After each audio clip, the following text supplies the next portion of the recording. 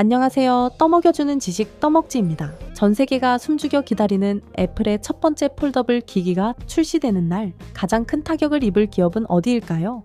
보통은 오랫동안 시장을 선점해온 삼성전자가 벼랑 끝에 몰릴 것이라 생각하기 쉽죠. 하지만 진실은 대중의 착각과 완전히 정반대로 굴러갑니다. 지금 이 순간 삼성과 한국의 핵심 부품사 경영진들은 오히려 애플이 하루빨리 화면을 접고 시장에 들어오기를 두 손 모아 기도하고 있습니다. 애플이 고집을 꺾고 기기를 접는 바로 그 순간부터 전 세계 소비자들이 열광하며 사들이는 수천만 대의 기기가 결국 한국산 부품의 매출을 폭발적으로 올려주는 거대한 현금 자판기로 변해버리기 때문이죠. 화려한 무대 위에서 애플이 혁신을 외칠 때 보이지 않는 무대 뒤편에서 천문학적인 마진을 쓸어 담으며 진짜 승리의 미소를 짓게 될 대한민국의 압도적인 생태계를 떠먹여 드리겠습니다. 구독과 좋아요, 하이프는 영상 제작에 큰 힘이 됩니다. 스마트폰 시장은 지난 수년간 꽉 막힌 정체기에 머물러 있었습니다. 직사각형 형태의 평평한 화면으로는 더 이상 소비자들의 지갑을 열게 만들 혁신을 보여주기 어려웠죠.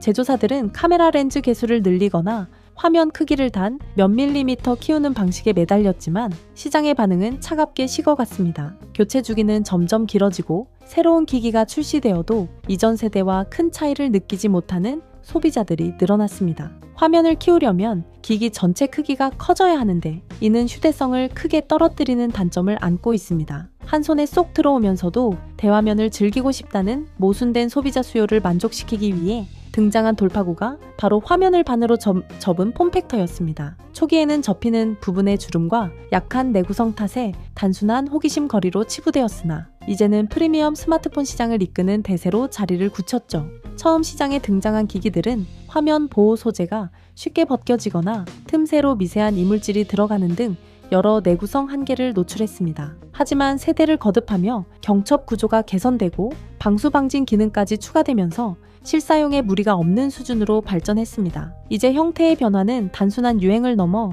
고급 기기가 반드시 갖춰야 할 기술 표준으로 자리 잡아가고 있습니다. 여기서 우리는 혁신의 상징이라 불리는 애플이 유독 이 시장에서만큼은 몇 년째 조심스러운 태도를 보이며 진입을 미루고 있는 이유를 짚어보아야 합니다. 애플은 화면 중앙에 주름이 지거나 수십만 번을 펴고 접었을 때 미세한 변형이라도 발생한다면 제품을 시장에 내놓지 한다는 깐깐한 철학을 고수하고 있습니다. 과거부터 이 기업은 기술적 완성도가 철저하게 검증된 이후에만 부품을 탑재하여 소비자에게 안정적인 경험을 제공하는 전략을 취해왔죠. 특히 화면이 접히는 부분의 굴곡이나 패널의 미세한 들뜸 현상에 대해 자체적으로 매우 높은 기준을 설정해두고 이를 충족할 때까지 출시를 연기하고 있습니다. 그들은 단순히 접히는 기기를 내놓는 것이 목표가 아니라 접었을 때 평면과 구분이 안 될 정도의 매끄러운 완성도를 원하고 있습니다. 문제는 이러한 철저한 지원 전략이 역설적으로 한국의 기술 생태계에 안정적인 독점의 기회를 제공했다는 사실입니다.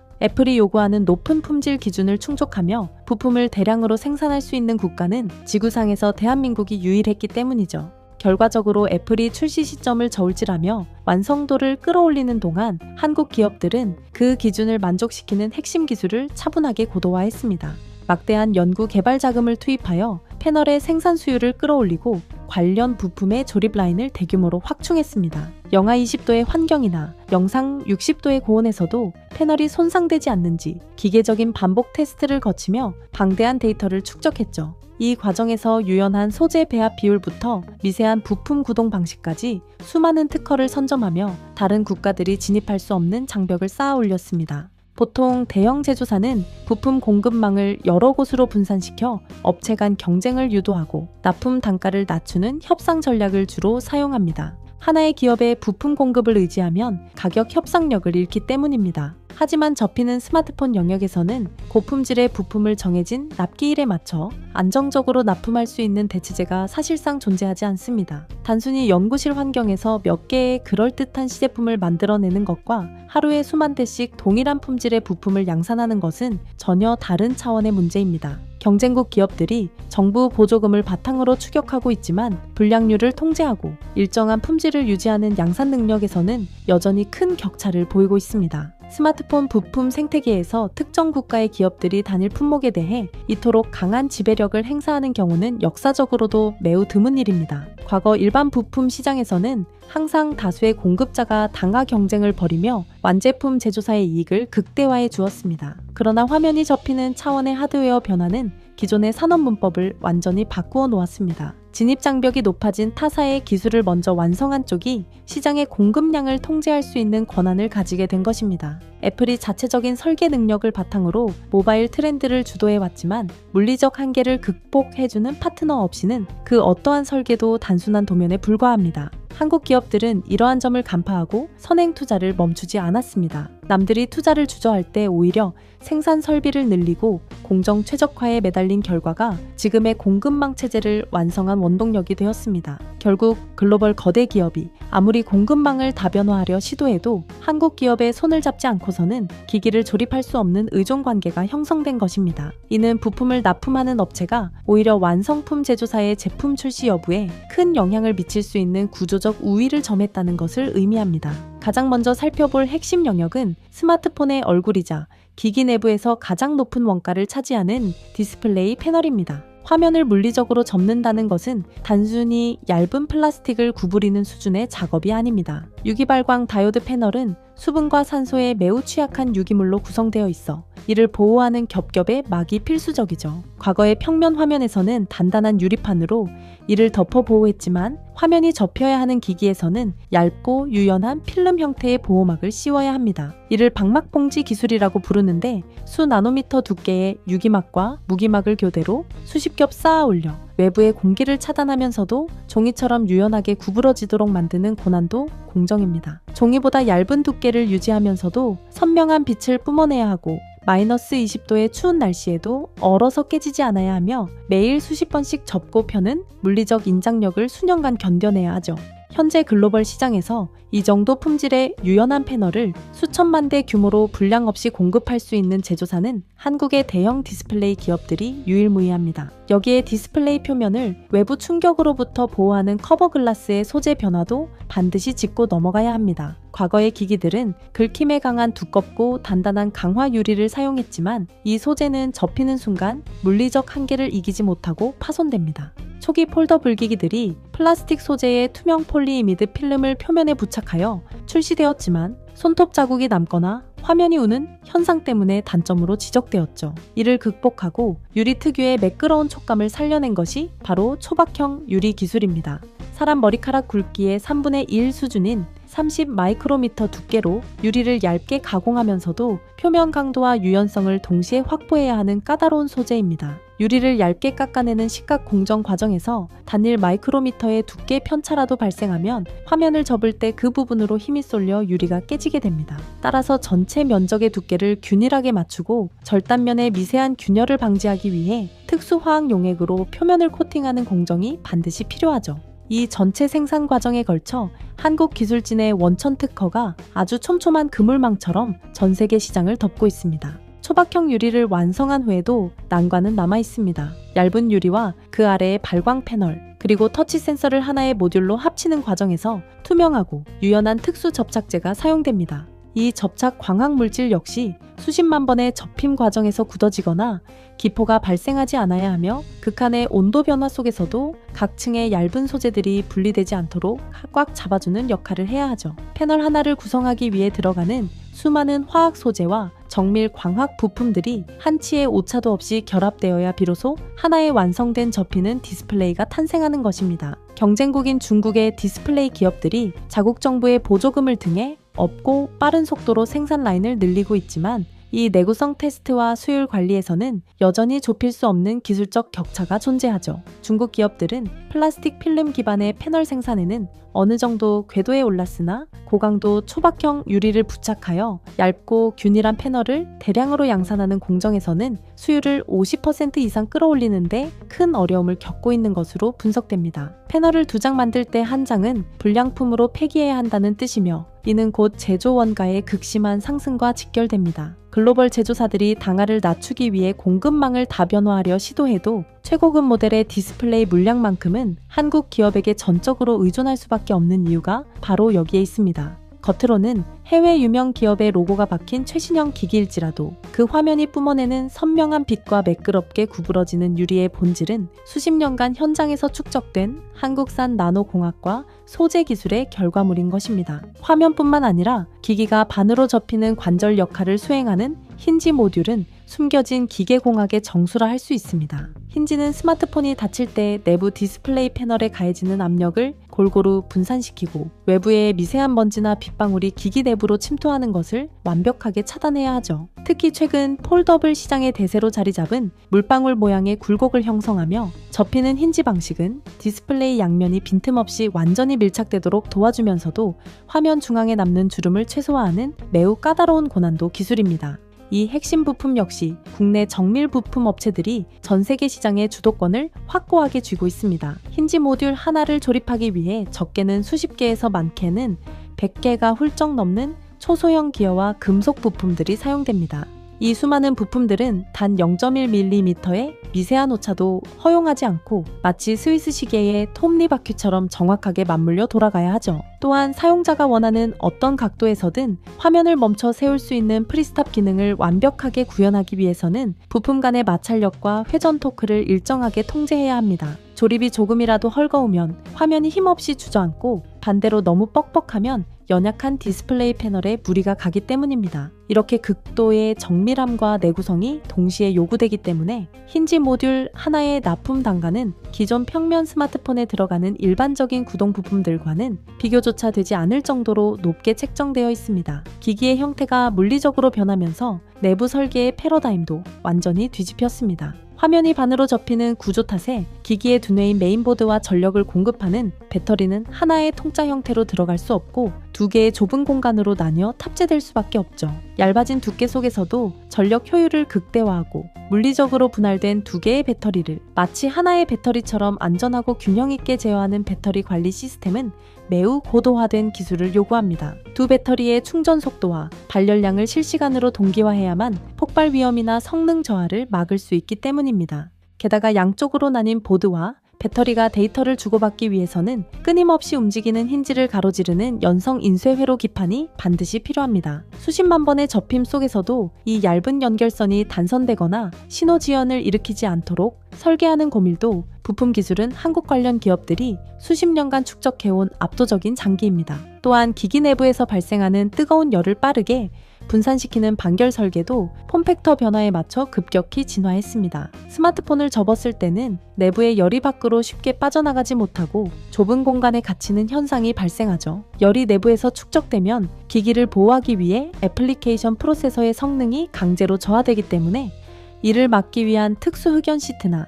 진공 반결 부품인 초박형 베이퍼 챔버의 역할이 절대적입니다. 제한된 면적 안에서 열을 가장 넓게 퍼뜨려 기기 밖으로 배출해내는 이 첨단 반결 소재 시장 역시 국내 기업들이 핵심 공급망을 단단하게 장악하고 있습니다. 바로 이 지점에서 시장의 판도를 완전히 뒤흔드는 매우 중요한 산업적 변화가 발생합니다. 기존 평면 형태의 프리미엄 스마트폰을 분해해보면 화면과 구동계 부품이 전체 원가에서 차지하는 비중은 대략 20% 남짓에 불과했습니다. 하지만 폼팩터가 화면을 접는 형태로 넘어오는 순간 이 원가 비중은 단숨에 40% 이상으로 2배가량 수직 상승하게 되죠. 쉽게 계산해서 글로벌 제조사가 스마트폰 한 대를 팔아 100만 원의 매출을 올린다고 가정해 보겠습니다. 과거 바타입 스마트폰 시절에는 한국 부품사에게 20만 원 정도를 부품값으로 지급하면 충분했다면 이제는 40만 원 이상을 부품사 통장으로 입금해 주어야만 간신히 제품 조립 라인을 가동할 수 있는 거대한 원가 구조의 역전이 일어난 것입니다. 화면을 구부리고 안정적으로 접는 동작 단 하나를 완벽하게 구현하기 위해 기기 내부의 설계가 완전히 초기화되었고 그 빈자리를 한국 기업들이 생산하는 고부가 가치 부품들이 빽빽하게 채우고 있기 때문입니다. 스마트폰이라는 기기의 겉모습은 글로벌 제조사가 디자인하고 소프트웨어 생태계 역시 그들이 통제하지만 정작 기기를 작동하게 만드는 물리적인 하드웨어 원가의 절반 가까이는 부품, 공급사가 쥐고 흔드는 셈입니다. 제품이 고도화되고 복잡해질수록 기술적 진입 장벽은 끝없이 높아지고 그 장벽 바로 뒤에서 독점적 지위를 누리는 한국 기업들의 단가 협상력은 더욱 강해질 수밖에 없습니다. 완성품 업체가 마진을 깎아가며 치열한 시장 점유율 경쟁을 벌일 때마다 고스펙 핵심 부품을 안정적으로 독점 공급하는 한국의 생태계는 제품의 판매량과 비례하여 가장 안전하고 막대한 수익을 챙겨가는 견고한 수익 구조를 완성한 것입니다. 막대한 자본을 쏟아붓는 해외 거대 기업들이 이토록 수익성 높은 부품 시장을 한국에 고스란히 내어주고 있는 상황이 의아하게 느껴지실 겁니다. 수조 원의 연구 개발비를 투입하면 금방 기술을 따라잡을 수 있을 것이라 생각하기 쉽지만 제조업의 세계에는 자본만으로는 절대 뛰어넘을 수 없는 잔혹한 양산 수율의 벽이 존재하죠. 시제품 한두 개를 연구소, 클린룸에서 완벽하게 만들어내는 것과 매달 수백만 대의 동일한 부품을 공장에서 불량 없이 찍어내는 것은 완전히 다른 차원의 영역입니다.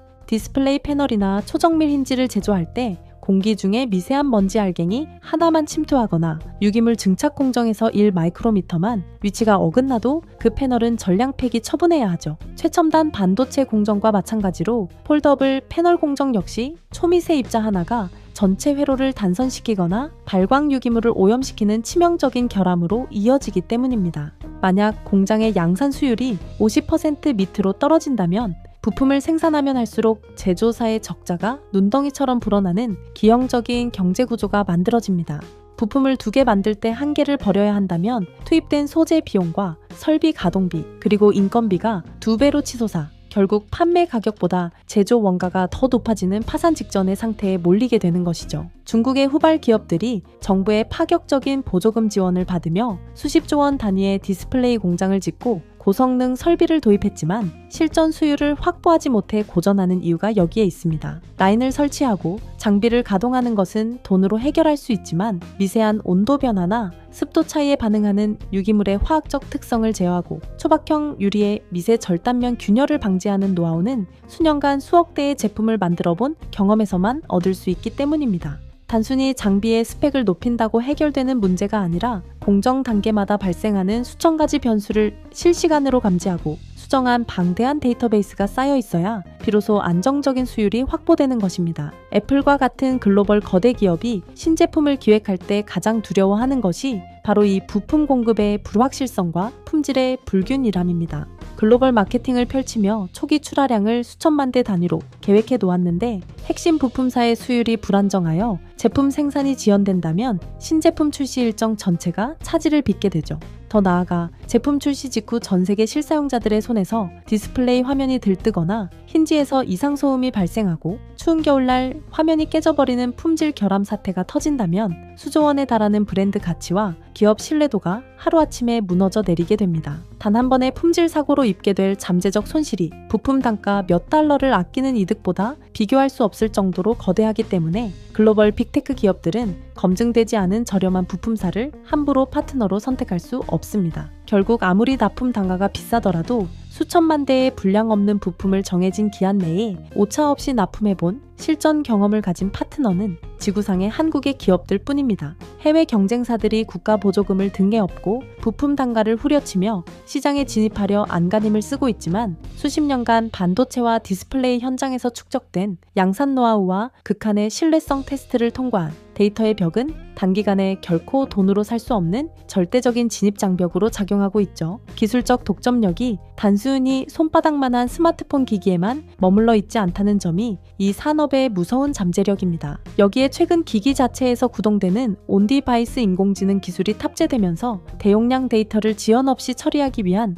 고성능 기판과 메인보드의 수요는 그야말로 폭발적으로 증가하고 있습니다. 인공지능 연산을 외부 서버가 아닌 기기 내부에서 스스로 감당하기 위해서는 데이터 처리 속도가 비약적으로 빨라져야 하고 필연적으로 막대한 전력 소모와 발열이 동반될 수밖에 없죠. 얇게 접히는 제한된 물리적 구조 안에서 고성능 인공지능 반도체와 메모리를 안정적으로 작동시키기 위해 전력 효율이 극대화된 차세대 반도체 기판과 고밀도 배터리, 그리고 초슬림 방열 모듈이 필수적으로 요구됩니다. 결국 인공지능 기술이 고도화될수록 스마트폰의 한계를 극복해줄 수 있는 부품의 스펙은 더욱 높아질 수밖에 없고 이 고난도 기술을 완벽하게 구현하는 한국 부품망의 가치는 갈수록 수직 상승하고 있습니다. 더욱 주목해야 할 것은 이 접히는 기술의 거대한 확장성입니다. 글로벌 정보통신 거대 기업들은 이미 태블릿 컴퓨터나 대형 노트북의 화면을 통째로 접는 차세대 제품을 준비하며 물밑에서 대규모 설비 투자를 단행하고 있죠. 화면의 크기가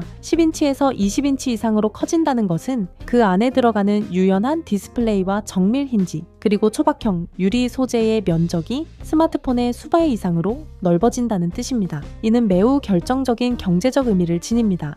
패널의 면적이 커질수록 공정 과정에서 미세한 먼지나 결함으로 인해 불량이 발생할 확률이 기하급수적으로 높아지기 때문에 이를 극복하고 안정적인 양산에 성공한 기업이 가져가는 프리미엄은 상상을 초월하죠.